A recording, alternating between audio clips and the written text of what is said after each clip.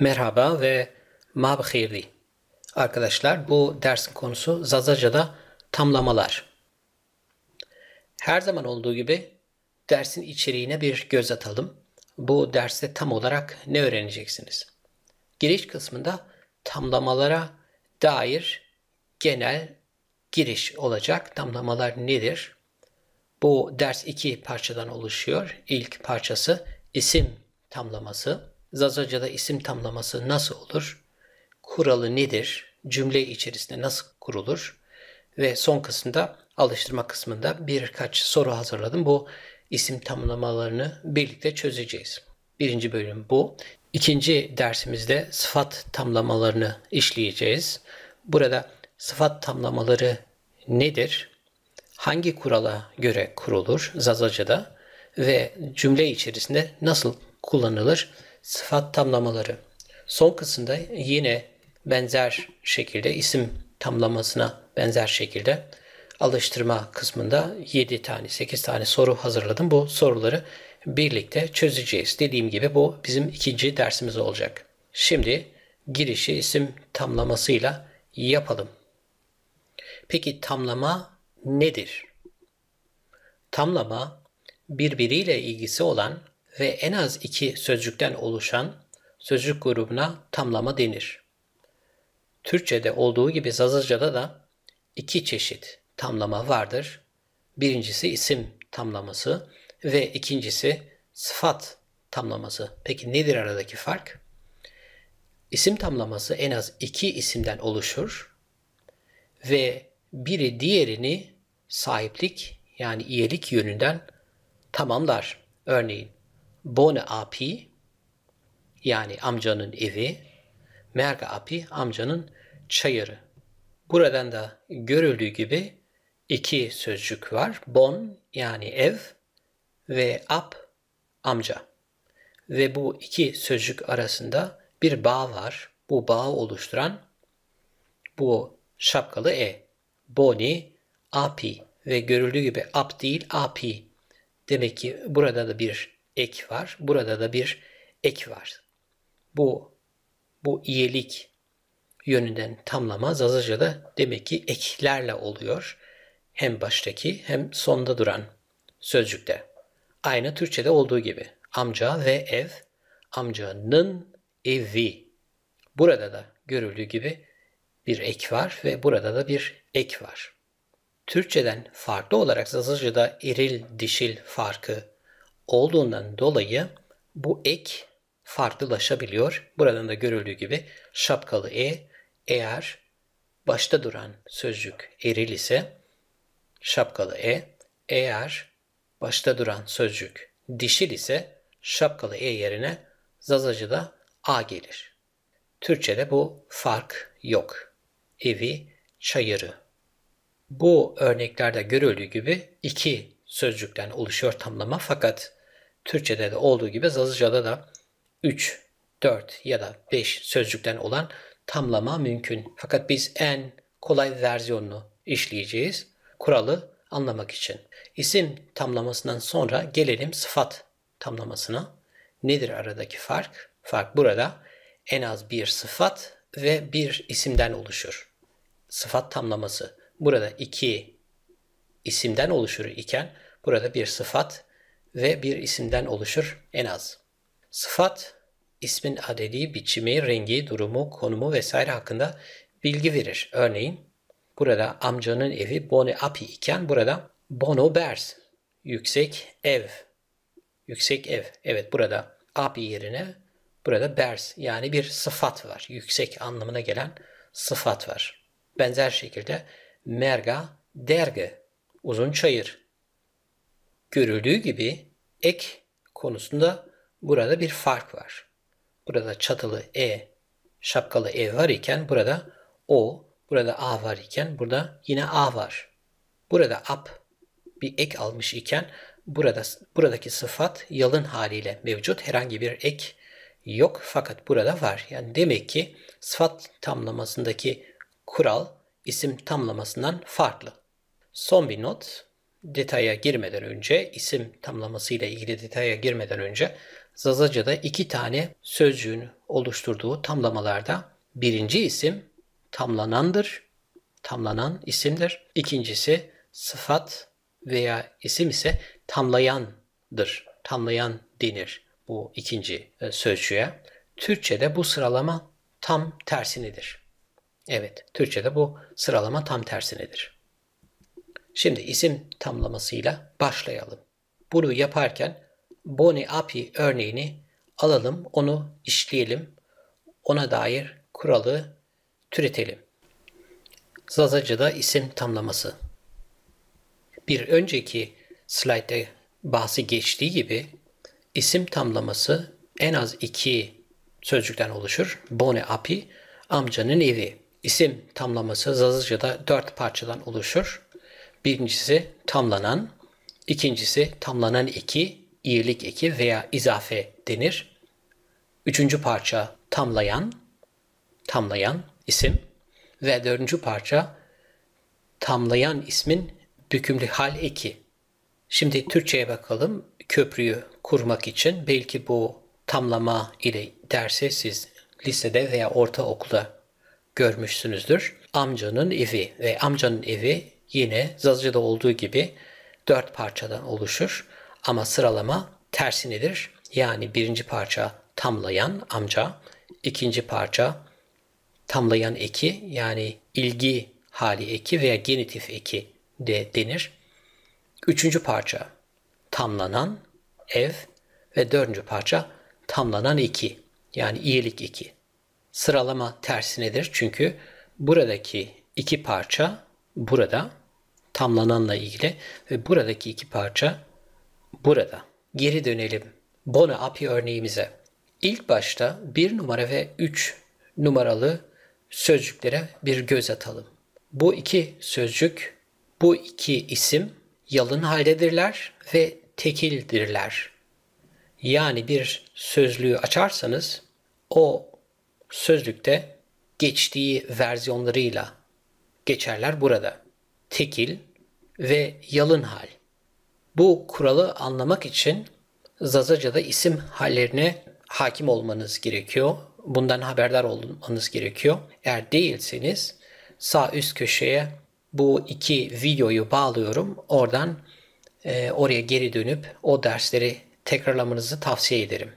Sonra buraya geri dönerseniz daha iyi, daha anlaşılır olacaktır.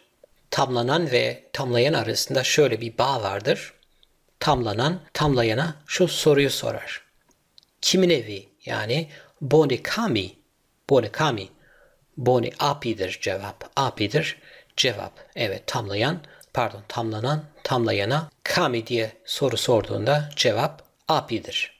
Veya bu şahıs değilse bone çnay yani bir şey ise bir nesne ise şahıs değilse çnay ile ya da çeki ile sorulur. Boni çnay, boni çeki. Aynı Türkçe'de kimin evi ve neyin evi olduğu gibi. 1 numara ve 3 numaradan sonra gelelim 4 numaraya. Nedir bu 4 numara? Bükümlü hal eki. Evet, tamlayan ismin bükümlü hal eki geliyor 4. sıraya. Bildiğimiz gibi isim hallerinde 2 tane hal vardır Zazaca'da. Yalın hal ve bükümlü hal. Ve bu haller eril, dişil, çoğul ve tekile göre farklılaşabiliyor. Ve burada ap eril ve tekil olduğu için buradaki harf i'dir. Yani bu hücredeyiz. Bükümlü hali bilmek gerekiyor 4 numaralı şık için. En az bükümlü hal eki olduğu gibi tamlanan eki de çok önemli. Belki bu derste en önemli bilinmesi gereken konu tamlanan eki. Bu örneğimizde örneğin şapkalı e'dir. Bu tamlanan eki değişecektir. Tekil veya çoğula göre yani bon olan tamlanan ismin sayısına göre, cinsiyetine göre değişecektir. Bir sonraki slaytta bunu göreceğimiz gibi. Burada tamlanan eki şapkalı e'dir. Ama ileride göreceğimiz gibi sayı ve cinsiyete göre bu tamlanan eki farklılaşacaktır. Şimdi gelin birlikte tamlanan eki yani iyilik eki veya izafenin detaylarına. Tamlanan eki, iyilik eki veya izafe. Bu üstteki örneği biliyoruz artık. Boni api amcanın evi. Boni api bahsi geçtiği gibi şapkalı e geliyor ikinci sırada bon olan isimden sonra. Neden şapkalı e? Çünkü bon tekil ve erildir. Yani ev, evleri değil, evi. Tekil ve eril. Dolayısıyla şapkalı e. Sonuç boni api. Eğer isim, başta duran isim, yani tamlanan isim, dişil ise, tekil ve dişil ise o zaman iyilik eki farklılaşır. Şapkalı e yerine a gelir. Sonuçta merga api amcanın çayırı çıkar. Görüldüğü gibi şapkalı e yerine a gelir. Tekil ve dişil ise. Bu ayrıntı önemli. Eğer bir isim, başta duran isim yani tamlanan isim bir sesli harf ile yani bir ünlüyle burada e olduğu gibi bir ünlüyle bitiyor ise tamlamada buradaki bitiş harfi olan e düşer. Onun yerine a gelir. Yani mergea api değil merga api. Evet bu önemli. Bunu aklımızda tutmamız gerekiyor. Bu tekil kuraldan sonra bakalım çoğulda durum nedir? Evet çoğulda her halükarda şapkalı e geliyor. Yani dişil ya da eril fark etmeksizin bon ve mergeden sonra her halükarda şapkalı e geliyor. Yani her iki durumda boni api, merge api. Amcanın evleri, amcanın çayırları. Yani boni api burada, boni api burada, tekil ya da eril burada fark etmiyor. Ancak cümle içerisinde fiil ile yüklem ile birlikte bu çoğul ve tekil farkı belli olacaktır. Eril de aklımızda tutmamız gereken iyilik ekleri burada. Sonuç budur. Tamlanan isimden sonra gelen şapkalı e, a, şapkalı e, çoğulda bunlar tekilde. Tamlayan burada hiç değişmedi. Bunu sabit tutuyoruz. Çünkü buraya sonra geri döneceğiz. Burada her halükarda apidir. Amcanın. Sabit bir şekilde amcanın. İlk derslerimizden bir tanesinde görmüştük. Zadıca'da isimlerin isim halleri vardır. İsimler ve zamirlerde isim halleri vardır. Yalın ve bükümlü hal olmak üzere iki hal. Bu durum isim tamlamalarında da aynıdır. Burada da yalın hal ve bükümlü hal olmak üzere iki hal var. Şu ana kadar işlediğimiz, gördüğümüz ekler şapkalı e, a, şapkalı e yalın haldir. Bu tabloları benzer şekilde hazırladım. Aradaki fark belli olsun. Burada isim hal ekleri tekil, çoğul, eril, dişil farkı olmak üzere yalın ve bükümlü hal. Burada ise isim tamlama halleri sayı, cinsiyete göre yalın ve birazdan göreceğimiz gibi bükümlü hal. Yalın halden sonra gelelim bükümlü hale. Burada isimlerin bükümlü hali, bu bükümlü hal eki isimlerden benzer olarak isim tamlamalarda da hal ekleri var. Yalın hali gördük. Şapkalı e, a şapkalı e iken burada şapkalı e eril ve tekilde, dişil ve tekilde a'dır yine ve çoğulda dişil ya da eril fark etmeksizin anı ya da unnedir. Benzer yani yalın ve bükümlü hal arasında küçücük bir fark var.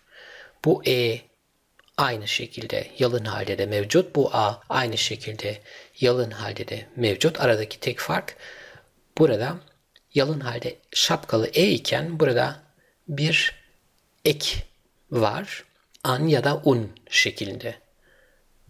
Ve benzerlik tesadüf değil çünkü bu ekler buradaki isimlerden gelen ekler. Yani bükümlü halin çoğulu ekidir bu. An, un burada. Evet yani %90 benzeşiyor. İsim tamlamalarında bükümlü hal ve yalın hal. Aradaki tek fark çoğulda şapkalı e'nin önüne an ya da un gelmesi. Yöre yöre andır, yöre yöre undur. Örneklerimize bakalım.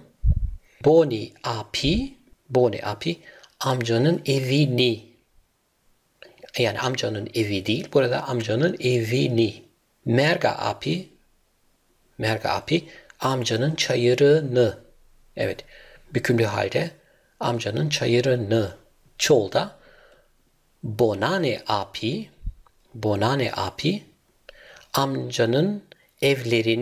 amcanın evlerini. Ve mergane api, amcanın çayırlarını. Aynı yalın halde olduğu gibi bu 3 ve 4 numarayı sabit tuttum. Sadece 1 ve 2 numaralı ögeyi işlemek için, onu analiz etmek için. Ve burada da görülüyor. Türkçede de bu api, amcanın bu sözcüğe tekabül ediyor ve burada da sabit, değişken öge 1 ve 2 numara ve Türkçede etkisi buradadır. Evini, çayırını, evlerini, çayırlarını. Şimdi bükümlü ve yalın hali teker teker işledikten sonra bu tablo şeklinde şimdi bir araya getirelim bu iki ögeyi. Bundan önce işlediğimiz iki slaydı bir araya getirdim ve sonuç burada. İsim tamlama halleri, yalın hal ve bükümlü hal olmak üzere. Ve gördüğümüz gibi aradaki tek fark burada. Burada şapkalı e var iken burada şapkalı e var fakat onun önüne an ya da un gelir yöreye göre. Bu slaytın amacı şu ana kadar işlediğimiz tüm örnekleri bir arada toplamak. Bir önceki slaytta ilk gördüğümüz tablodaki ekler burada yalın hal ve bükümlü hal ekleri. Ve şu ana kadar işlediğimiz örnekler bunlardı. Bone api, amcanın evi. Merga api, amcanın çayırı. Bone api, amcanın evleri. Merge api, amcanın çayırları. Şimdi bükümlü hale geçelim. Bükümlü halde yine bone api, amcanın evini. Merga api, amcanın çayırını. Bonane api, amcanın evlerini.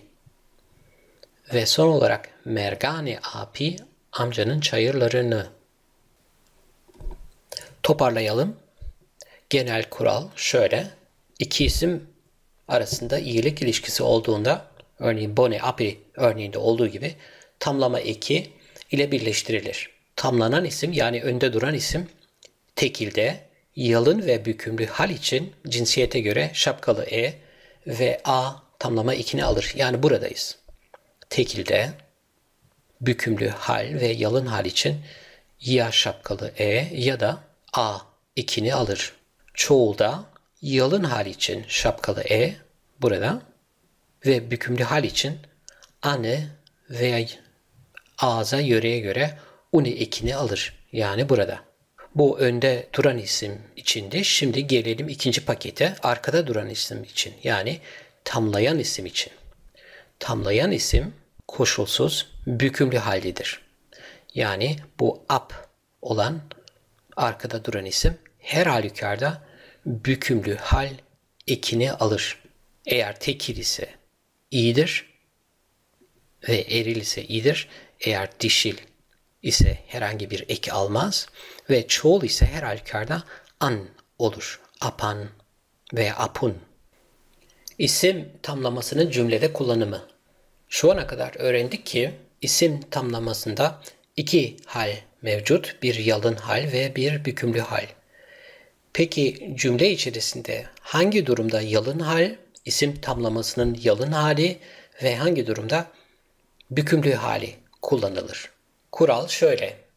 Eğer cümle içerisinde isim tamlaması yani bone api olan isim tamlaması boşaç ya da ek fiil ile kullanılıyor ise veya özne görevini görüyor ise o zaman yalın hali kullanacağız. Eğer cümle içerisinde bone api nesne görevini görüyor ise bükümlü hali kullanacağız. Şimdi gelin birlikte isim tamlamasının koşaçla birlikte kullanımını görelim. Eğer koşaç nedir, ne işe yarar diyor iseniz sağ üst köşeye i'ye tıklarsanız koşaçla ilgili hazırladığımız derse bir göz atın, sonra buraya geri dönün. Veya dersimize devam edin. Vereceğim örneklerden belki bu konu anlaşılacaktır. İsim tamlamasının koşaç veya ek fiil ile kullanımı. Evet, bu tabloyu tanıyoruz artık. İsim tamlamasının yalın hali bu. Bu örnekleri de biliyoruz. Şimdi bakalım koşaçla kullanımına. İlk örneğimiz Bone api. No bone apio. Bu amcanın evidir. No burada bu anlamına geliyor. Yani bunu eklemesek de olur ama cümle daha anlaşılır olsun diye bunu ekledim. Bone apio de diyebilirdik. Burada bone api burada ve eklenen tek şey bu o'dur. Bu o Türkçe'de dire tekabül ediyor. Bu amcanın evidir. Bone apio amcanın evidir. Evet. O dire tekabül ediyor. İkinci örnek. Na merga apia. Bu amcanın çayırıdır. Ni bone apie. Bunlar amcanın çayırı. Ni bone apie. Bunlar amcanın evleridirler. Burada bone api ve burada bone api iken yani eril ya da tekli ya da çoğulu olduğu belli değil iken koşaçla kullanımında bu belirgin oluyor. Neyden dolayı? Çünkü bu buradaki eklerden dolayı. Burada o iken burada şapkalı e. Ni bone apiye bunlar amcanın evleridirler. Son örnek çoğulda merge api ni merge apiye bunlar amcanın çayırıdırlar. Evet, isim tamlamalarını koşaç ile kullanmak istiyorsak o zaman yalın hali kullanacağız. Bu slaytın mesajı bu. Gelelim isim tamlamasının özne olarak kullanımına. Bir önceki slaytta olduğu gibi eğer isim tamlaması cümle içerisinde özne görevini görüyor ise o zaman isim tamlamasının yalın halini kullanacağız. Bu tablo bir önceki slayttan herhangi bir farkı yok. Aynı şekilde örneklerimizde. Şimdi cümlelere bakalım. Bone api için örnek. Bone api aseno. Bone api aseno. Asayene görünmek, gözükmek anlamına geliyor. Türkçesi amcanın evi görünüyor. Amcanın evi görünüyor. Kim görünüyor? Kim görünüyor? Amcanın evi görünüyor. Kamaseno. Kamaseno. Boni api aseno. Evet, bir cümlede özneyi tespit etmek için kim ile sorabiliriz? Zalıcıda kam ile sorabiliriz. İkinci örneğe bakalım. Merga api asena. Amcanın çayırı görünüyor. Kim görünüyor? Amcanın çayırı görünüyor. Kama senu. Merga api asena. Demek ki burada merga api, burada bona api özne görevini görüyor. Çoğul örneklerimize bakalım. Her halükarda şapkalı e geliyor burada. Bone api asene. Bone api asene. Amcanın evleri görünüyorlar. Merge api asene. Amcanın çayırları görünüyorlar. Kim görünüyor? Amcanın evleri görünüyorlar. Kim görünüyor? Amcanın çayırları görünüyorlar. Kama senu, bone api aseni. Kama senu, merge api aseni. Kam ile sorabildiğimize göre tüm isim tamlamaları burada özne görevini görüyor. Dolayısıyla yalın haldedirler. İsim tamlamasının nesne olarak kullanımı. Tablomuz burada ve odakta olan bu defa bükümlü hal ekleri. İsim tamlama örneğimiz burada. Şimdi fiil örneklerimize bakalım. Evet, birinci örneğimiz bone api ile es bone api vinena. Es bone api vinena. Ben amcanın evini görüyorum. Burada bone api nesne görevini görüyor. Bunu nereden biliyoruz? Soru sorarak.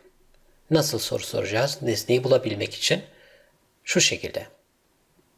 Ben amcanın evini görüyorum. Türkçe'de ben kimi veya neyi görüyorum? Ben kimi veya neyi görüyorum? Amcanın evini görüyorum. Şimdi Zazaca soralım. Es kami veya es çıki veya es çnai venena. Bon api venena. Bon api cevaptır. Dolayısıyla bon api burada nesne görevini görüyor. Cümlede nesnedir ve burada amcanın evini nesne görevini görüyor. İkinci örneğimize bakalım. Te merga api vinena. Sen amcanın çayırını görüyorsun. Sen amcanın çayırını görüyorsun. Sen neyi görüyorsun? Amcanın çayırını. Dır cevap. Zazaca'da bakalım. Te merga api vinena. Te kami vinena. Kişi ise veya bir şey ise, bir nesne ise te çı venena, te çnai venena merga api dir cevap. Dolayısıyla merga api burada nesne görevini görüyor. Çoğul örneklere bakalım. A bonane api venena. O amcanın evlerini görüyor. Ma mergana api vinen mi? Biz amcanın çayırlarını görüyoruz. A kami veya a çı veya çıki venena, bonana api venena. Açı venena, mergane api venena. Dolayısıyla bonana api burada ve mergane api burada nesne görevini görüyor ve dolayısıyla bükümlü hali kullanıyoruz. İsim tamlamalarının cümle içerisinde kullanımından sonra şimdi gelelim 4 numaralı ögemize. Şu ana kadar biz 1, 3 ve 2, özellikle 2 numarayı detaylı şekilde analiz ettik. Kurallar kurduk. Şimdi gelelim son ekimize, yani bükümlü hal eki. Şu ana kadar kurduğumuz kuraldan şunu biliyoruz. Tamlayan isim, yani şu arkada duran isim koşulsuz bükümlü haldedir. Hangi bükümlü hal? Bu bir isimdir ve bu isminde bükümlü hali var ve dolayısıyla bizim 4 numarada aradığımız ek bu sütundadır. Yani ya buradadır, ya buradadır, ya buradadır. Peki bu neye bağlı? Hatırlayalım. Eril ya da dişil, tekil veya çoğul olmasına bağlı. Yani bu sayı ve cinsiyete bağlı olarak bu ek değişebilir. Bükümlü hal eki. Bu tabloyu daha önceleri görmüştük örnekleriyle. Evet, bu sarı 1.1'den 1.8'i daha önceleri görmüştük. Fakat bu defa odakta olan tamlanan ve onun ekleri değil, bu defa tamlayana bakacağız. Tamlayana ve onun bükümlü hal ekine bakacağız. Bu isimden sonra gelen eki nasıl tespit edeceğiz? Mesele burada bu. Evet, şimdi kurala bakalım. İsim eğer tekil ve eril ise, aynı burada olduğu gibi ap, eril ve tekil ise o zaman buradaki tabloya bakacağız. Tekil ve eril için bükümlü halde ek olan i veya y'dir. Yani genelde i'dir. Eğer buradaki isim bir sesli harf ile bitiyor ise y de olabilir. Yani dolayısıyla buradaki i buraya aktarılmış. Şimdi bir sonraki örneğimizde buraya bakalım. Yani tekil ve dişil ise eğer burada 3 numaralı isim. 3 numaralı isim burada dişil. Dişil ve tekil. Ap yerine amkı'yı seçtim. Yani amkı hala anlamına geliyor. Ap amca, amkı hala. Bu tamlanan kısım hiç değişmedi. Değişen tek bir şey var. O da buradaki isim. Ve buradaki bükümlü hal eki. Ve görüldüğü gibi burada bir i yok. Neden yok? Çünkü amkı tekil ve dişildir. Buradaki eki tespit etmek için sağ üst köşeye bakıyoruz. Tekil ve dişilde herhangi bir ek gelmiyor bükümlü halde. Evet, herhangi bir ek gelmiyor. Dolayısıyla amkı olduğu gibi kalıyor. Örneklerde şu şekilde olur. Bone amkı, halanın evi. Merga amkı, halanın çayırı. Bone amkı, halanın evleri. Merge amkı, halanın çayırları. Görüldüğü gibi herhangi bir ek burada gelmiyor. Eril örnekte her seferinde bir i gelirdi. Aptan hemen sonra. Devam edelim bükümlü hali. Bone amkı, halanın evini. Merge amkı, halanın çayırını. Bonane amkı, halanın evlerini. Ve mergane amkı, halanın çayırlarını. Bu tekil örneklerden sonra şimdi de ap için ve amkı için çoğul örneklere bakalım. Eril örneğimize geri dönelim. 3 numaralı isim yine ap ama bu defa bükümlü hal 2 çoğulda. Ap çoğul ve eril olduğu için sağ üst köşeye bakıyoruz ve sağ üst köşede bükümlü hal 2 her halükarda eril ya da dişil fark etmeksizin andır ve yer yer undur. Dolayısıyla apan veya apun olabilir. Yer yer apa veya apu olabilir. Ap burada amca anlamına geldiği için bu bükümlü hal ekin etkisini buradan görebiliriz. Bu an ya da un ne şekilde etkiliyor? Türkçe'de ismi amcaların, amcaların. Yani demek ki buradaki değişiklik her seferinde bu önde duran ismi etkiliyor. Şimdi örneklerimize bakalım. Bone apan ve apa, amcaların evi. Merge apan, amcaların çayırları. Bone apan, amcaların evleri. Merge apan, amcanın çayırları vesaire. Bükümlü hal 2 ile ilgili son örneğimize bakalım. Bu defa tamlayan, yani bu 3 numaralı isim çoğul ve dişil. Amkı, amkı oluyor. Amkan veya amkun veya yer yer amka veya amku. Buradaki bükümlü hal 2'ni yine buradan devralıyoruz.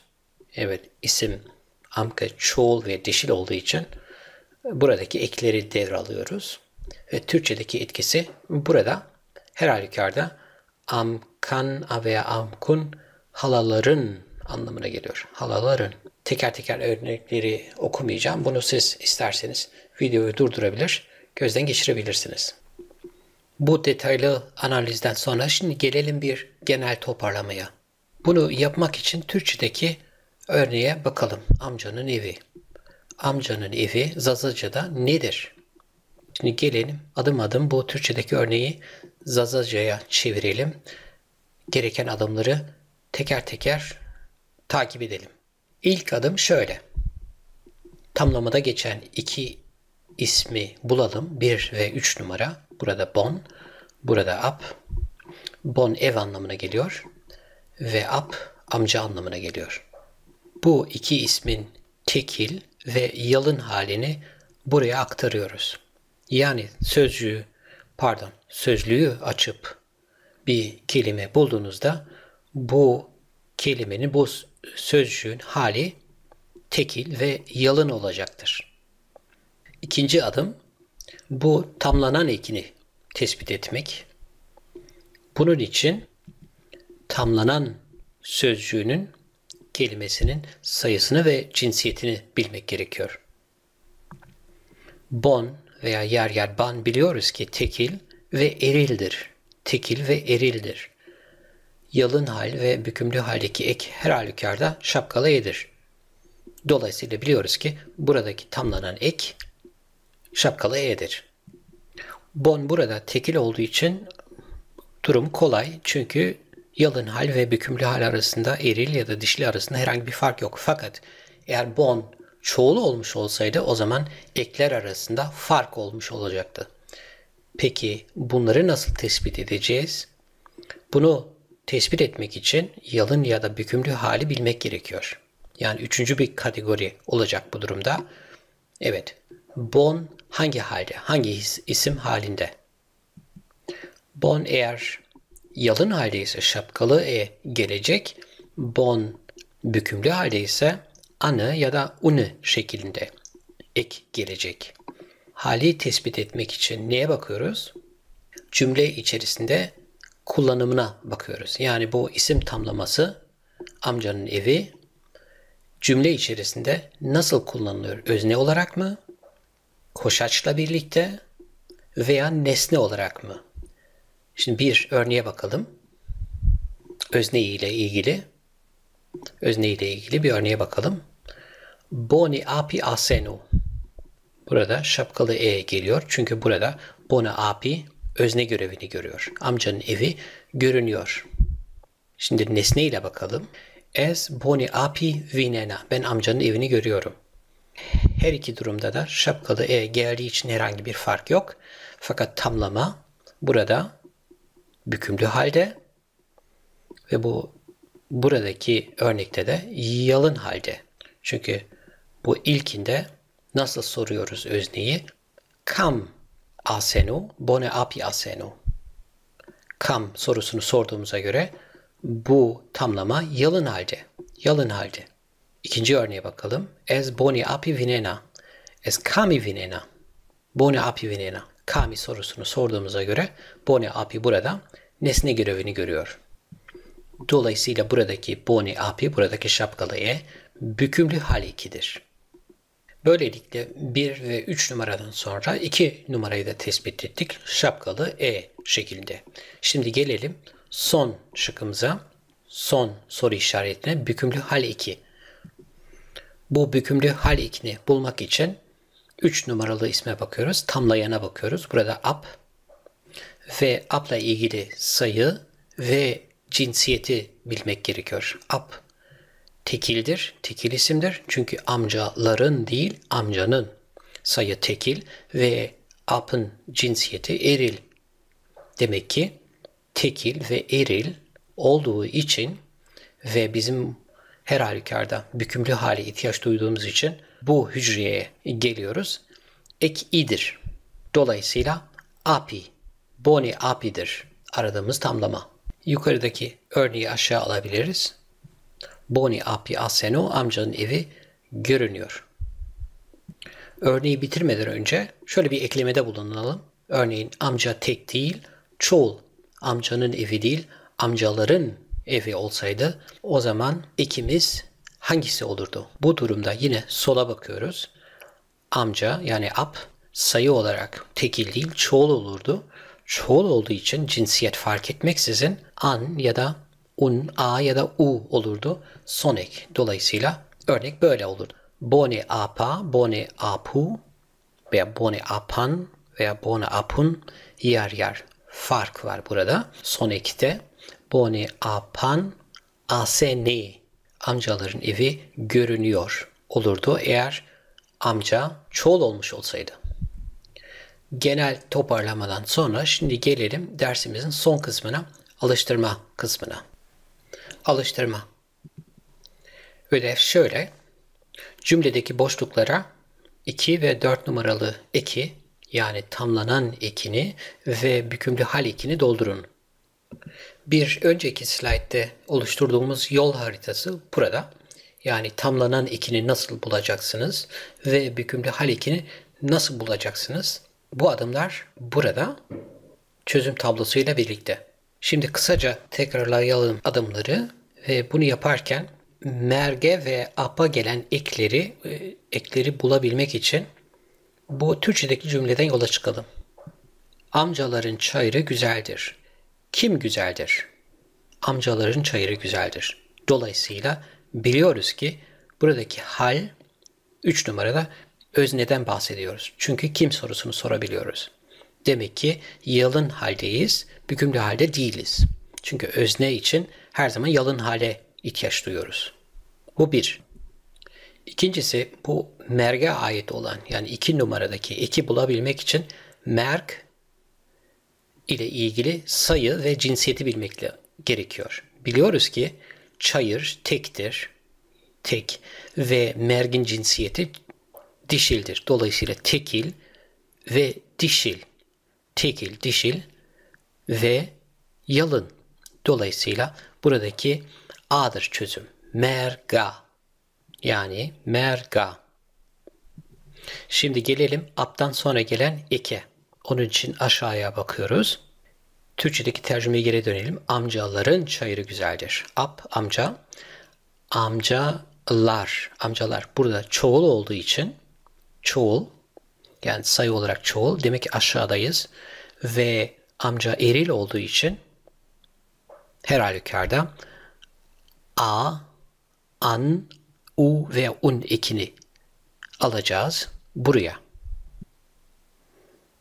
Ve son olarak cümlemizi buluyoruz. Merga apa, merga apa veya merga apu veya merga apan, merga apun rındeka.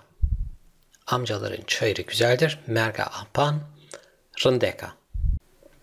Bu alıştırma kısmında 12 tane soru hazırladım. 6 tane soru burada, 6 tane soru bir sonraki slaytta. Verilen bilgiler bunlar. Örnek cümle. Bir önceki slaytta olduğu gibi Türkçedeki örnek cümle ve Zazaca karşılığı ve aranan 2 ek. Cümlede geçen yabancı kelimeler, sözcükler burada tercümeleriyle. Eğer fiil ise şimdiki zaman kökünü veriyorum. Daha doğrusu şimdiki zaman gövdesini burada veriyorum. Asayeni mesela örneğin asendir. Şimdiki zaman gövdesi. En. Ve son olarak yol haritamız burada 2 numarayı ve 4 numarayı tespit etmek için. Ben bundan sonrası için 5 saniye arayla çözümü göstereceğim. Eğer siz isterseniz videoyu durdurabilir ve kendiniz bu sorulara cevap arayabilirsiniz. Başlayalım.